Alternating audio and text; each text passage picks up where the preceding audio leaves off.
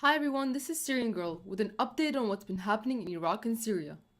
In Iraq, Kurdish Peshmerga have occupied the Christian Assyrian village of Al-Kosh. The historic city of Al-Kosh has been home to its Assyrian inhabitants for thousands of years. However, the Kurdish Peshmerga are attempting to claim it as part of a separatist Kurdish state, even though there are no Kurds who live there. The Christians of Al-Kosh have been protesting. They do not want the Kurdish occupation and want to remain a part of Iraq. The Kurdish regional government have been kicking them off their land for some time now, as part of a larger ethnic cleansing campaign to create a demographic shift to a Kurdish majority. Peshmerga leaders have also been recently burning Arab villages.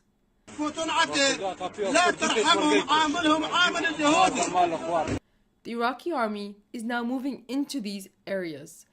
If you'd like to know more, follow the hashtag FreeAlKosh on Twitter.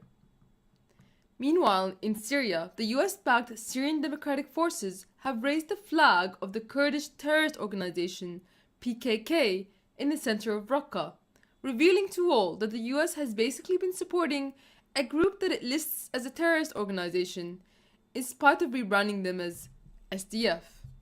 Essentially, what they have done is replace one form of terrorism with another. The anarcho-communist Kurdish PKK and its Syrian branch, the YPG, have been responsible for multiple suicide bombings, with one occurring just this week. They also used child soldiers, but unlike Kony 2012, the media glorifies it when Kurdish militias use child soldiers. Raqqa faced more destruction than any city in Syria. There are two main reasons for this. The first is the US refused to allow the Syrian army into Raqqa and hence had to rely heavily on aerial bombardments, given that they don't have a real ground force in the area.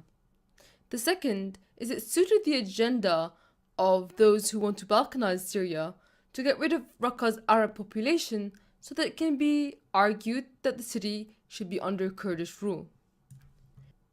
Still in Syria, this is just breaking news. The Syrian military was on the edge of taking the Omar oil field from ISIS. Omar oil field is the biggest oil field in Syria. When out of nowhere, the ISIS militants occupying the oil field defected to the US-backed Kurdish SDF. The SDF then claimed to now control Omar oil field.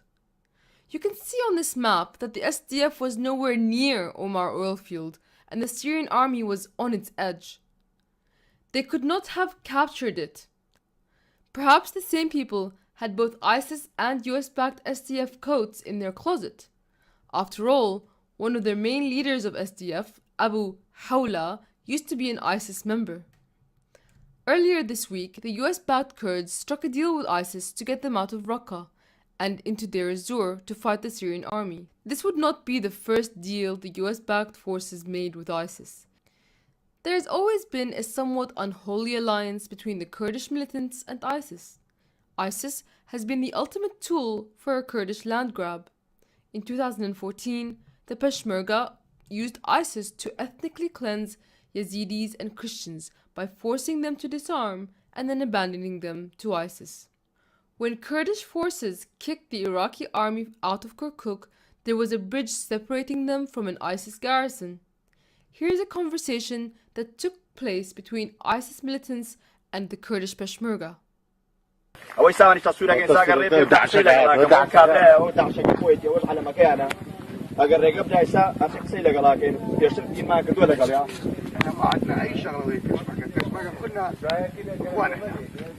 مشاكل ماكو اي مشاكل ويا بيشمك اي شيء بعد هذا هاي طريق منفتح العبد الجيش المالكي الجيش العراقي يعني مشاكل كاكا ويساتا سوق اول ما يتش بين ديك مالك يزي بيشمرغاني على وان برايه ماني ما مشاكلك مالك بيشمرغاني السلام ورحمه الله وبركاته او انا بس مشاكل او ذاك اليوم مرت ثلاثه خابرتك ايه انا كم والله عندي شويه اجتماع والله عندي اجتماع عندي ارقام يمكن بيشمرغ عندي ارقام. Finally, my Facebook and YouTube channel is still being censored at this critical time. The minute I remove any of my videos off private is the minute that they get flagged for no reason. So follow me on Twitter, Partisan Girl, and Patreon, Syrian Girl, to see how that situation unfolds.